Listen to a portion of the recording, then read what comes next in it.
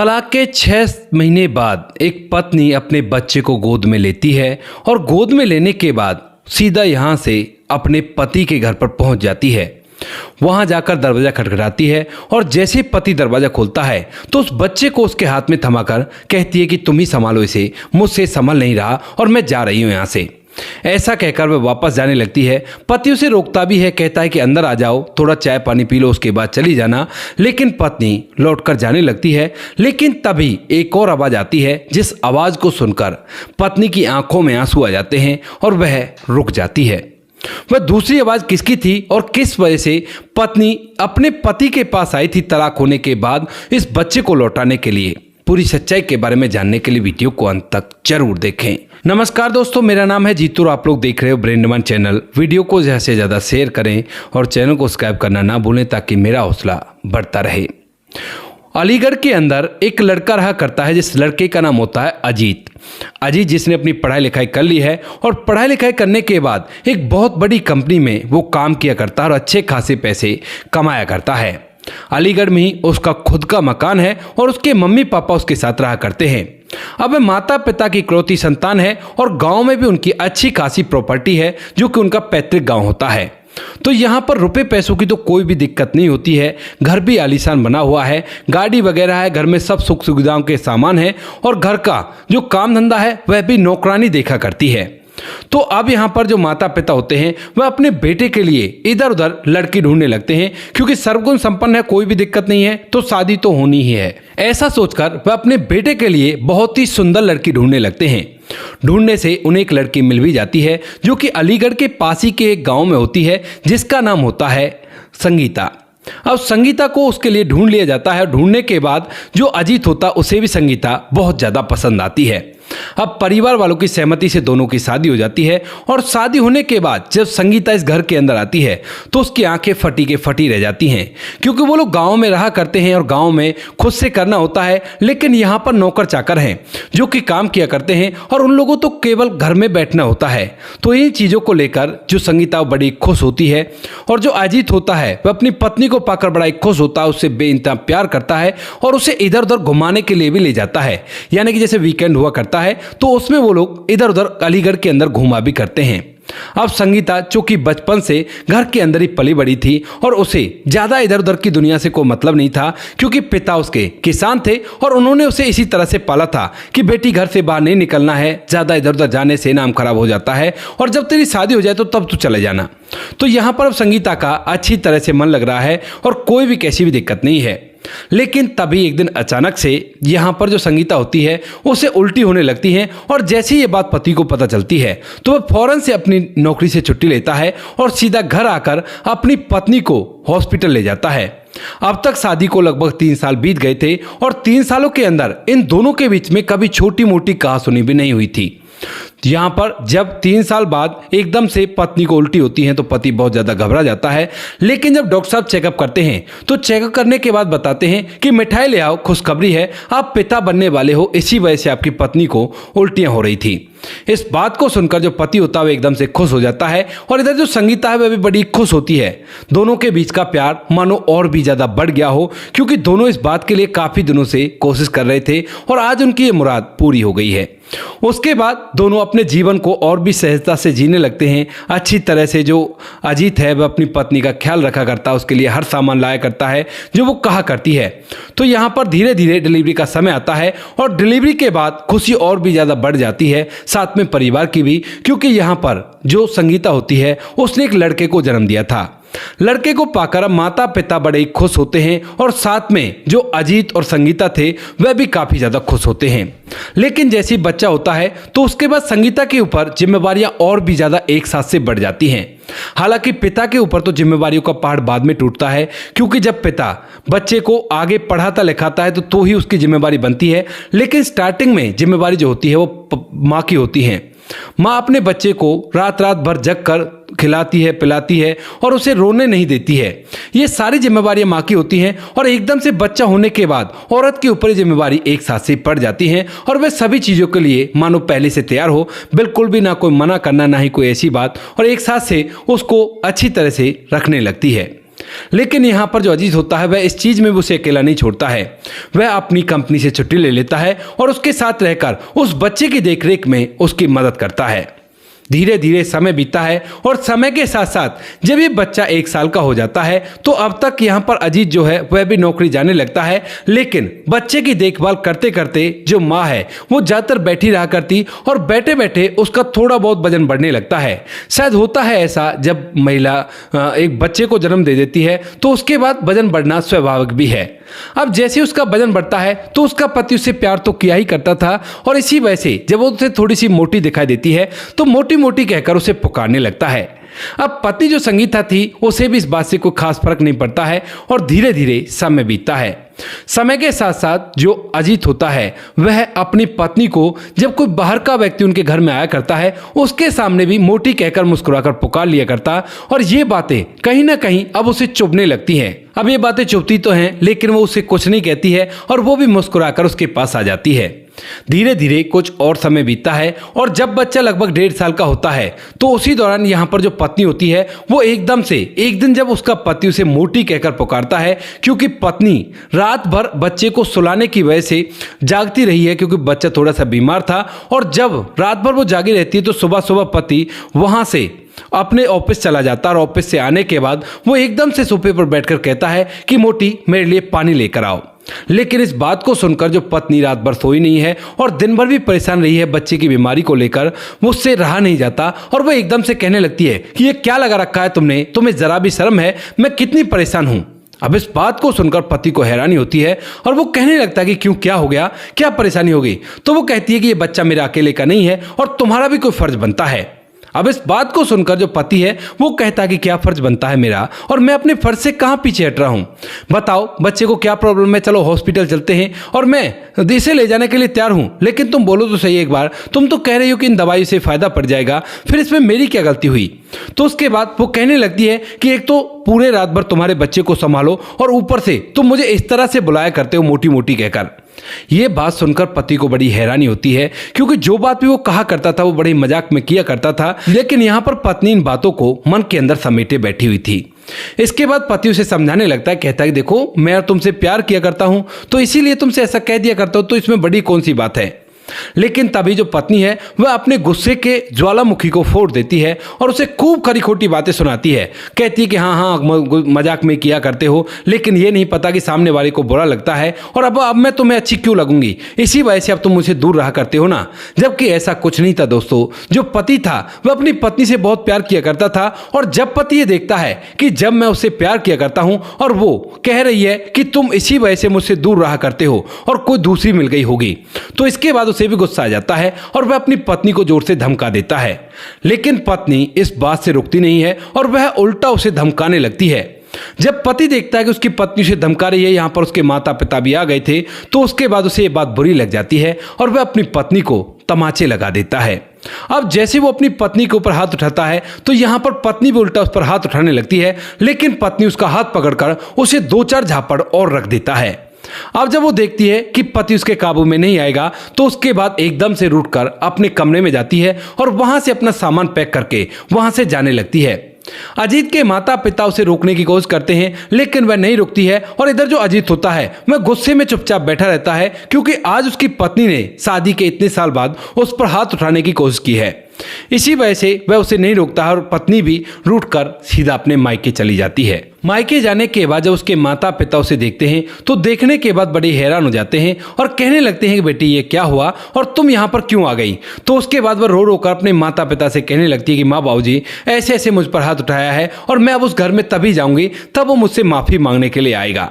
अब इस बात को सुनकर उसके माता पिता उसे समझाने लगते, कहती कि बेटी ऐसा नहीं किया करते, पति का यह हक बनता है कि पत्नी अगर इधर उधर कुछ ऐसी वैसी बात करते तो उसे समझाने का। लेकिन बेटी जो होती है वो जिद पर अड़ जाती है, कहती है कि पिताजी शादी से पहले तो आपने मेरी एक भी बात नहीं मानी, लेकिन अब मैं आपकी बात नहीं मानूंगी। जब वो मुझे मनाने के लिए आएगा उसके बाद ही मैं यहाँ से वापस जाऊंगी। इसके बाद वो लोग काफी ज्यादा परेशान होते हैं और जो अजीत के माता पिता होते हैं वो इस बात को सोच सोचकर इतने परेशान हो जाते हैं क्योंकि अब घर के अंदर बच्चा है और बच्चे की देखरेख के लिए उनका बेटा भी अब नौकरी नहीं जाता है और घर पर ही बैठकर उसकी देखरेख किया करता है।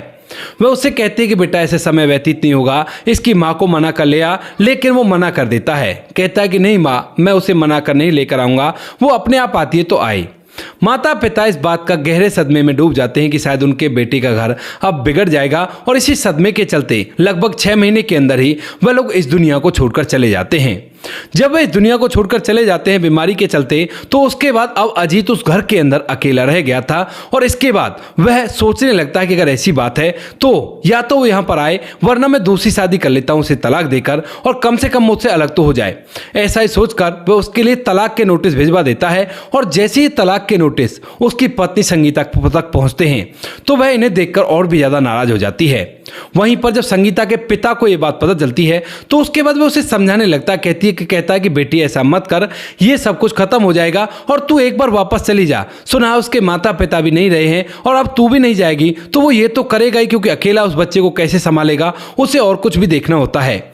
लेकिन बेटी एक नहीं मानती है और उसके बाद पिता से कहती है कि पिताजी अगर वो तलाक चाहता है तो मैं उसे तलाक दे दूंगी। धीरे धीरे कुछ दिन बीतते हैं और कुछ दिनों तक उनका तलाक का केस कोर्ट में चलता है और इसी दौरान जो संगीता का पिता होता है वह भी इस दुनिया को छोड़कर चला जाता है। अब संगीता अकेली रह जाती है, लेकिन उसके जो भाई थे वह उसके साथ लगे हुए थे कि कोई बात नहीं, हम तेरा तलाक करवा देंगे और कोई भी दिक्कत नहीं है। ऐसा कहकर वह उसके साथ लगते हैं और उसका तलाक करवा देते हैं। माँ उसे समझाती है, कहती है कि बेटी तलाक मत ले, तेरे पति का घर ही तेरा अपना घर है और ये कोई अपना घर नहीं है, यहाँ पर तुझे कोई पूछने वाला भी नहीं रहेगा। लेकिन संगीता का जो गुस्सा था वो उसके सर चढ़कर बोल रहा था और इसके चलते उन दोनों का तलाक हो जाता है।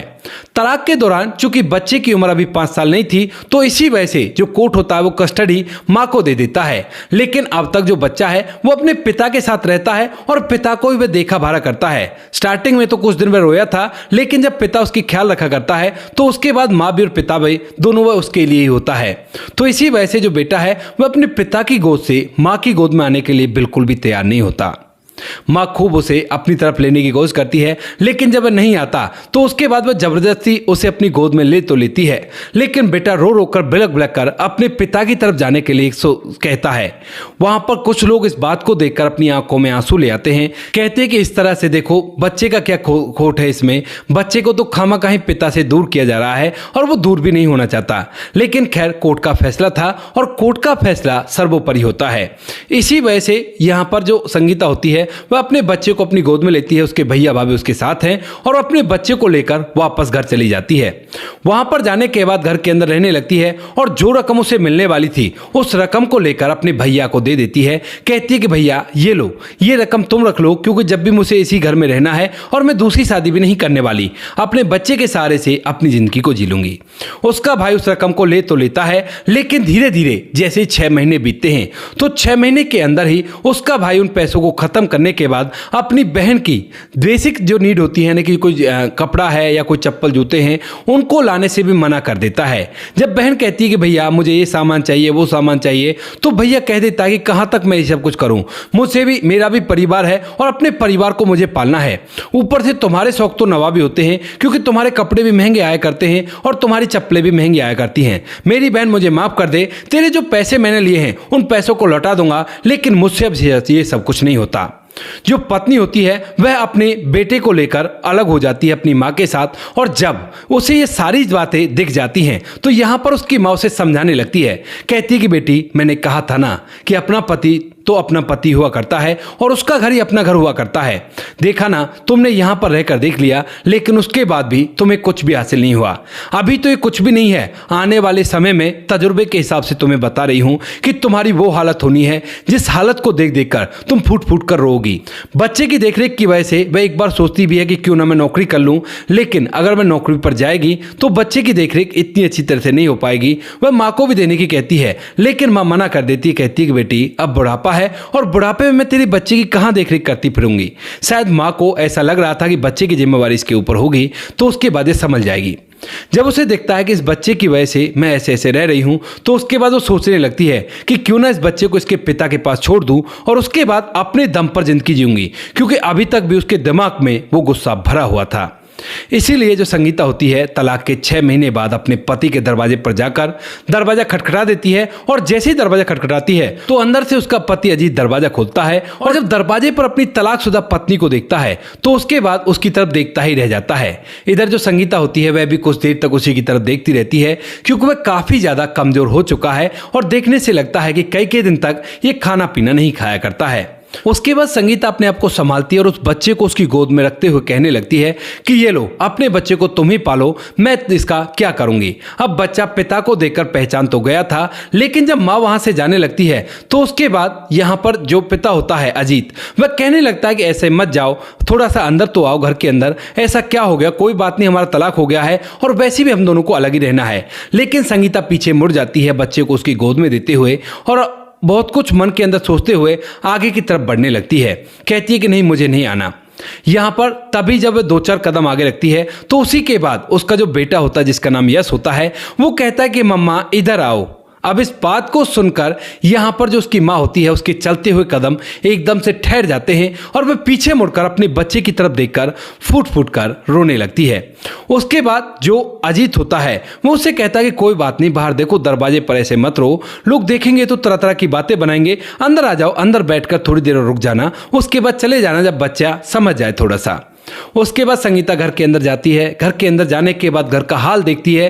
जिस घर के अंदर कभी रौनक लगी हुई थी, यानी कि नौकर चाकर काम किया करते थे, सास ससुर सुबह सुबह बैठकर आंगन में अखबार पढ़ा करते थे और उस घर के अंदर बच्चे की किलकारियां गूंजा करती थी, उस घर का नक्शा पूरी तरह से बदल चुका था। वह घर अब देखने में केवल एक ऐसा मकान लग रहा था जिसमें काफी दिनों से कोई साफ सफाई नहीं हुई है, क्योंकि जो ये व्यक्ति है अजीत, वह अपने घर के अंदर अकेला रहा करता है और उसे घर के अंदर किसी का भी डिस्टरबेंस पसंद नहीं है। उसके पास पुश्तैनी जमीन है जिससे खेती बाड़ी होने के बाद इतना पैसा तो आ ही जाता है कि वह अगर बैठकर भी खाए तो जीवन उसका ऐसे व्यतीत हो जाता है। इसके बाद वह पूछने लगती है कि क्या हाल बना रखा है घर का। तो यहाँ पर जो अजीत होता है वो कहता है कि अब तुम्हें इससे क्या मतलब, घर का चाहे कोई भी हाल हो, अब ये घर तुम्हारा थोड़ी ना है, ये घर तो मेरा है और मुझे इसके अंदर रहना है। लेकिन तभी जो संगीता है वो कहती है कि हाँ वो बात तो ठीक है, तुम्हारा ही घर है और तुम्हें ही रहना है, लेकिन इसको साफ तो कर सकते हो। उसके बाद अजीत जो होता है वो कहता है कि मुझे साफ सफाई पसंद नहीं है। इस बात को देखकर यहाँ पर जो संगीता है वह उससे कहती है कि ठीक है, साफ सफाई पसंद नहीं है तो अब से तो पसंद होनी चाहिए, क्योंकि अभी बच्चा तुम्हारे पास ही रहेगा, क्योंकि मैं अब इसको नहीं रख सकती, मेरे को अपनी जिंदगी को संभालना है और इसी वजह से अब इस बच्चे को तुम्हें अपने पास ही रखना होगा। इस बच्चे को रखने की वजह से मैं काफी ज्यादा परेशान हूँ। इस बात को सुनकर वह कहता है कि ठीक है, कोई बात नहीं, बच्चे को तो मैं अपने पास रख लूंगा, लेकिन तुम्हारा ऐसे टाइम कैसे आ गया। तो उसके बाद संगीता पूरी कहानी बताती कि किस तरह से माता पिता ने उसे समझाया भी था और उसके बाद उसने मना कर दिया और पिता इस दुनिया को छोड़कर चले गए।